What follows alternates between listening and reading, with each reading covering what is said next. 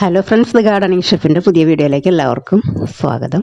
അപ്പോൾ ഇന്നും എളുപ്പത്തിൽ ചെയ്യാൻ പറ്റുന്ന നല്ലൊരു ശർക്കര മാങ്ങയുടെ റെസിപ്പി ഷെയർ ചെയ്യാം കേട്ടോ.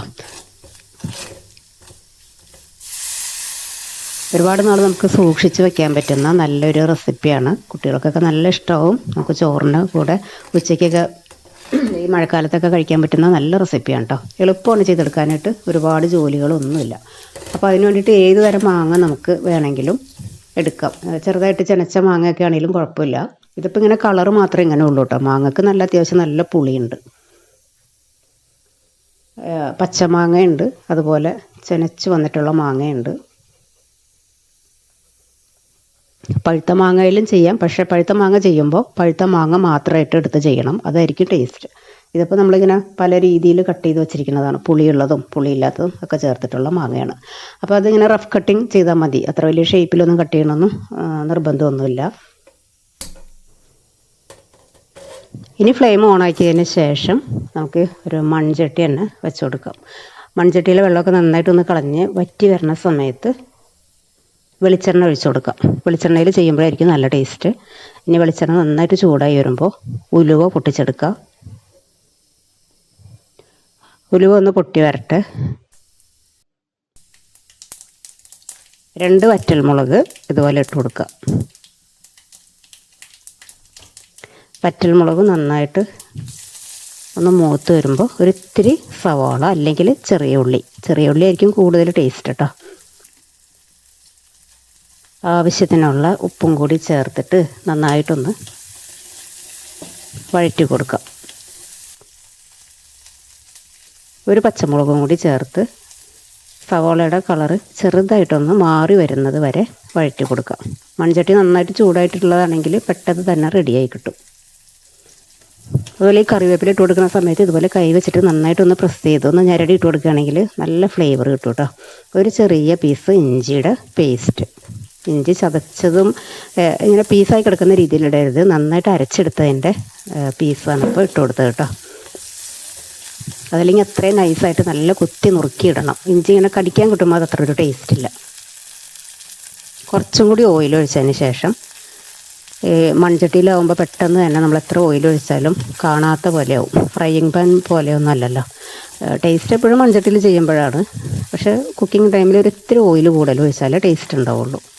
അപ്പോൾ ഇത്രയും പ്രോസസ്സ് ചെയ്തുകൊണ്ടിരുന്നപ്പോഴാണ് ഇതിൽ ഫസ്റ്റ് ഞാൻ ചട്ടി ചൂടാക്കിയപ്പോൾ ഓർത്ത കാര്യം മറന്നു പോയിട്ടാ. അതായത് നമ്മുടെ ഉഴുന്ന് പരിപ്പാണ്. ഉഴുന്ന് പരിപ്പ് നന്നായിട്ടൊന്ന് പൊട്ടിച്ചതിന് ശേഷമാണ് ഈ എല്ലാ സാധനങ്ങളും ചേർക്കേണ്ടത്.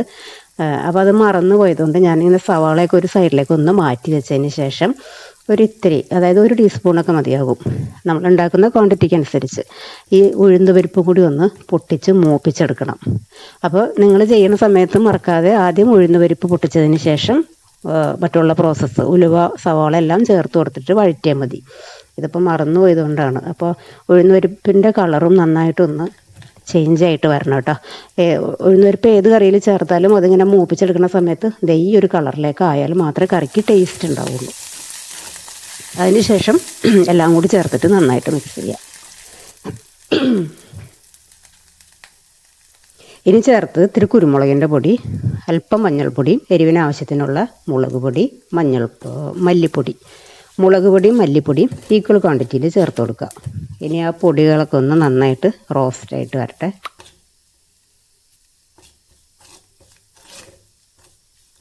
നല്ല മുരിഞ്ഞ ഒരു സ്മെല്ല് വരട്ടെ. ഒരല്പം വെള്ളം ചേർത്ത് കൊടുക്കാം. വെള്ളം നന്നായിട്ട് തിളച്ച് കഴിയുമ്പോൾ നമ്മുടെ മാങ്ങ ചേർത്ത് കൊടുക്കാം. മാങ്ങ ഈ ചട്ടിയിൽ നന്നായിട്ടൊന്ന് മുങ്ങിക്കിടക്കുന്ന രീതിയിൽ വേണം.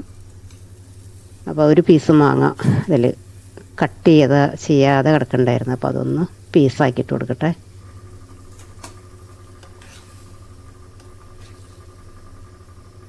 കുറച്ചുകൂടി വെള്ളം വേണ്ടി വരും, കാരണം മാങ്ങ ചെറുതായിട്ടൊന്ന് വെന്ത് വരണമല്ലോ. അപ്പോൾ അതൊന്ന് തിളച്ച് വരാനായിട്ട് ഉള്ള മുങ്ങിക്കിടക്കുന്ന ലെവലായിട്ട് കിടക്കുന്ന രീതിയിലുള്ള വെള്ളം ചേർത്ത് കൊടുക്കാം. തിളച്ച് കഴിയുമ്പോൾ ഒന്ന് കുറുകി വന്നോളും.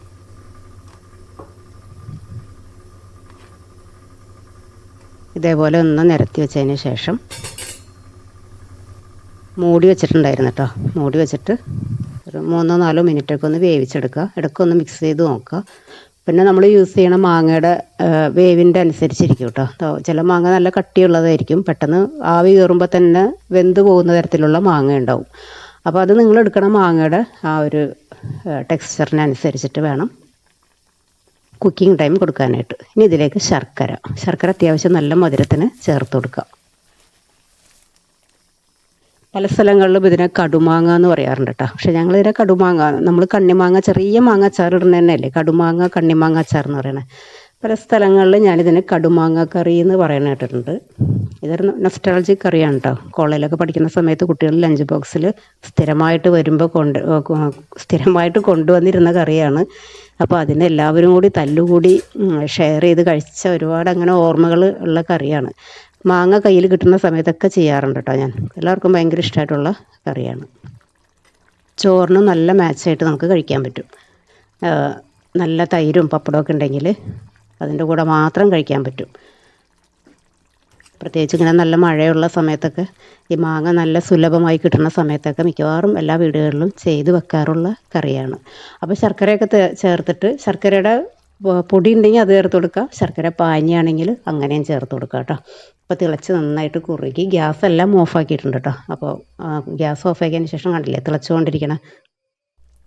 അപ്പോൾ ട്രൈ ചെയ്ത് നോക്കുക, നിങ്ങൾക്കും ഇഷ്ടപ്പെടും. വീഡിയോ കണ്ടുകൊണ്ടിരിക്കുന്ന സമയത്ത് വീഡിയോ നിങ്ങൾക്ക് ഇഷ്ടപ്പെടുകയാണെങ്കിൽ മറക്കാതെ തന്നെ ഒന്ന് സപ്പോർട്ട് ചെയ്തേക്കണം കേട്ടോ. അതുപോലെ കമൻറ്റ് ബോക്സിൽ കമൻറ്റ് അറിയിക്കുക. അടുത്ത വീഡിയോയിൽ കാണുന്നത് വരെ താങ്ക് യു.